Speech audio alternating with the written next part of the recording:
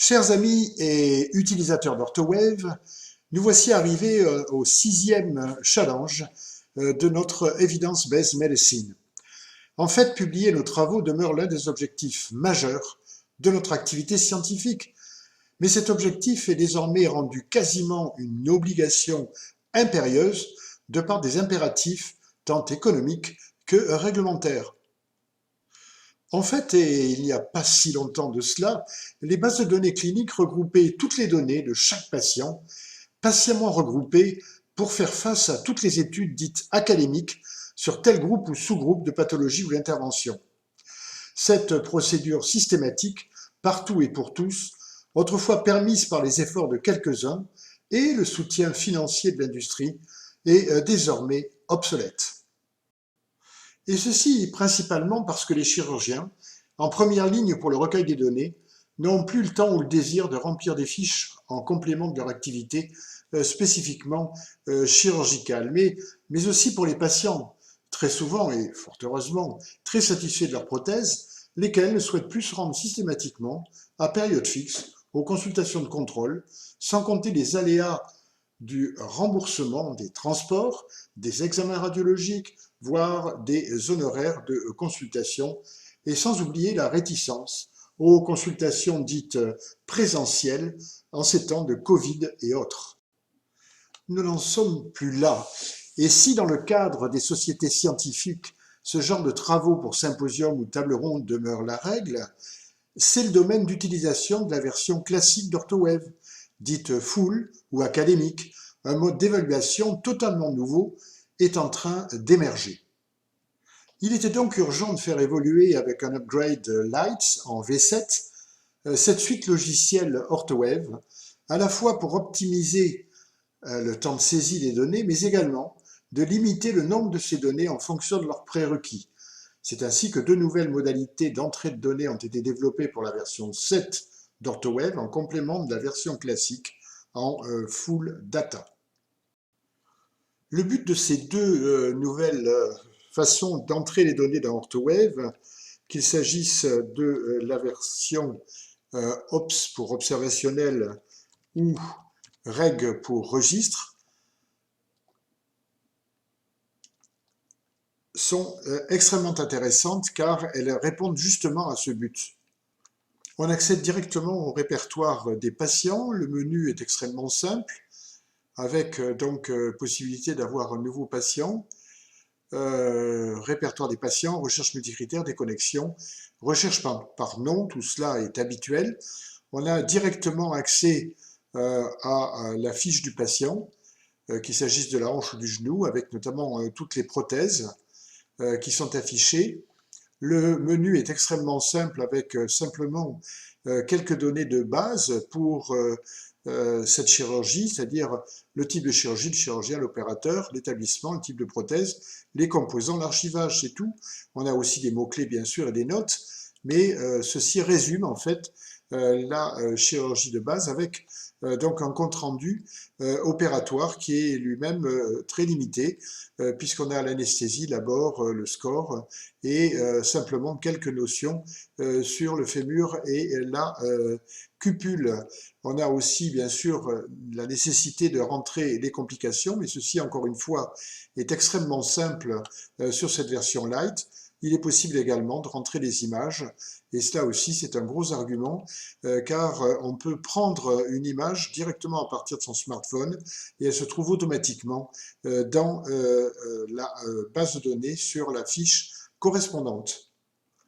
Pour ce qui est des évaluations, on clique sur le bouton habituel et on se retrouve sur les évaluations habituelles Oxford, Q5D, HHS et j'insisterai surtout sur un nouveau score que nous sommes en train de définir avec le OOS10, avec OrthoWave, qui est en fait l'association d'un questionnaire fonctionnel de type questionnaire usuel.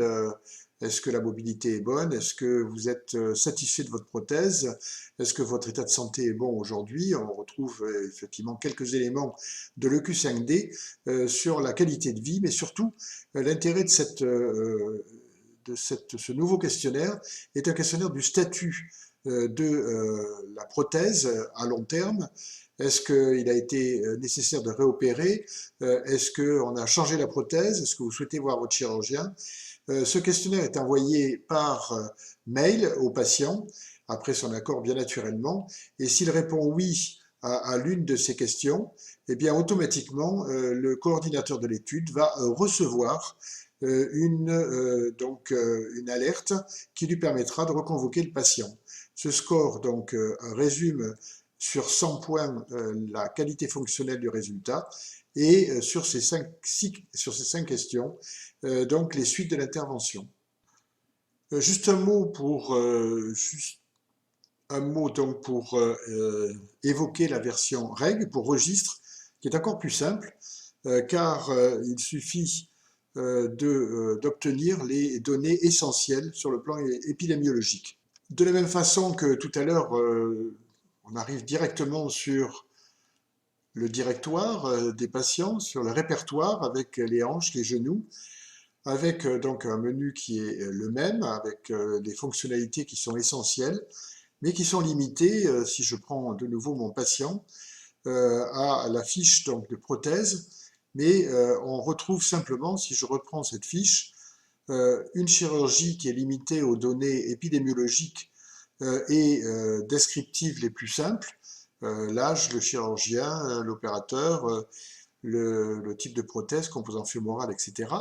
et les complications. Et les complications sont importantes et seulement si le patient a signalé qu'il a eu justement un problème, une complication, lors de l'envoi des questionnaires, où ici nous n'avons que le questionnaire OWOS 10 qui est envoyé par mail au patient après son accord, pour évaluer à la fois la qualité fonctionnelle et la nécessité ou non de revoir le patient lorsqu'une alerte aura été donc envoyée au chirurgien. Un tutoriel spécifique sera dévolu à la mise en place de ces patients connectés. On l'aura compris, ces deux nouvelles façons d'entrer les données sur smartphone, REG et OPS, sont des compléments de la version full qui permet ensuite de gérer la totalité des données puisqu'il s'agit encore une fois d'une seule et même base. Bien que cela fasse l'objet prochainement d'un tutoriel spécifique, on peut parler quelque peu ou évoquer du moins, cette histoire de patient connecté. Si je suis sur un patient ici, et je voudrais en fait, comme d'autres patients, pouvoir envoyer par mail, puisqu'il a donné déjà son avis dans la fiche d'état civil avec son email qui est confirmé et son accord pour qu'on puisse le contacter par voie électronique, eh bien ce patient, on souhaiterait avec d'autres permettre donc un suivi directement par mail sur Internet. Donc ce qui se passe dans ces cas-là, c'est qu'on va rechercher dans Import-Export, et dans l'export, nous avons les états civils, exporter les données, évaluation, procédure de reconvocation, et on a ce fameux patient connecté. Le patient connecté, on va savoir qui on veut connecter, puisque ça se fait là de façon manuelle par le chirurgien lui-même ou par l'évaluateur ou le régulateur. Et donc ici, on a choisi, par un exemple sur cette base démo, une date d'intervention entre 2000 et 2005. Voilà, donc je clique ici pour avoir la liste. J'ai la liste de ces patients avec les emails. Alors bien sûr, si l'email n'a pas été saisi, ben, ces gens-là ne recevront pas d'email, donc on peut les décocher de toute façon, puisqu'ils n'auront pas l'envoi. Par contre, là, ici, on a, donc, soit pour la hanche ou pour le genou, on va pouvoir prendre l'Oxford ou le Q5D ou le Forgotten Joint Score, qui n'est pas encore activé, mais qui est en cours de validation pour nous, et le WOS 10, et l'adresse mail du coordinateur, c'est celle-ci. Donc, lorsqu'on veut envoyer donc, un mail à ces 4 patients, eh bien, il suffit de cliquer ici et automatiquement, le mail va être donc envoyé, le mail envoyé avec succès, et donc voici. Voilà le mail en fait qui est envoyé, message de votre chirurgien, à propos de votre prothèse, comme vous le savez, l'assurance de votre prothèse, etc. Et ce qui est important, c'est que ce mail reprend toutes les données cliniques du patient, avec donc la hanche gauche, la hanche droite dans ce cas de démonstration. On clique une fois ici, c'est un lien cliquable une seule fois, et on arrive directement sur le questionnaire de suivi, sur lequel on ne s'étendra pas, mais ceci fera l'objet, encore une fois, d'un tutoriel spécifique.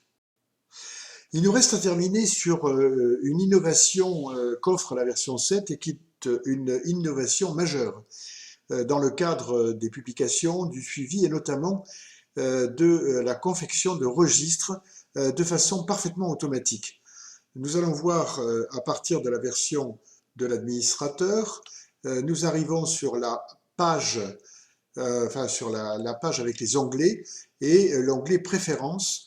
Et nous voyons ici que, outre l'envoi d'alerte au coordinateur de l'étude, ce qui est prévu déjà en standard quand on a une révision ou une réopération, nous avons ici un email du coordinateur de l'étude qui nous permet d'être en connexion avec justement ces facilités par Internet de récupérer des suivis cliniques par les patients. Je retourne alors dans ma section utilisateur et lorsque je clique sur un patient particulier, je veux dire, il existe des patients qu'on a envie de revoir parce qu'ils ont une histoire clinique particulière, parce que c'est une prothèse particulière, une série particulière. Et à ce moment-là, il suffit de cocher cette case-là qui s'appelle suivi automatique. Et ce qui est très intéressant, c'est que si le patient a été opéré en janvier 2012, eh bien, tous les ans, à la date anniversaire de sa prothèse plus un jour, il va recevoir le même mail que celui qu'on a envoyé avec le patient connecté, mais de façon manuelle. Ce qui veut dire que finalement, si vous avez 100 patients qui sont suivis, eh bien, les 100 patients recevront chacun cette demande de statut de leur prothèse, ce qui permettra au mieux de régler ces problèmes de registre automatique. Parce que, comme nous l'avons vu, ces deux versions OW registre et OW observationnel complètent sa version full. Et si l'on a une possibilité d'avoir ces fonctions de monitorage automatique, il sera tout à fait possible, grâce à cette version reg, d'obtenir des fiches d'évaluation automatique qui permettront effectivement la constitution année par année de ces registres épidémiologiques ou observationnels dans le cadre des nouvelles procédures réglementaires. Eh bien, chers amis et utilisateurs d'OrthoWave, nous voici arrivés au terme de cette présentation large des différents challenges qui sont proposés à OrthoWave. Nous vous remercions d'avoir visionné ce tutoriel et nous vous invitons à nous retrouver sur www.medicalgroup.com. Et dans l'attente, be orthowaved.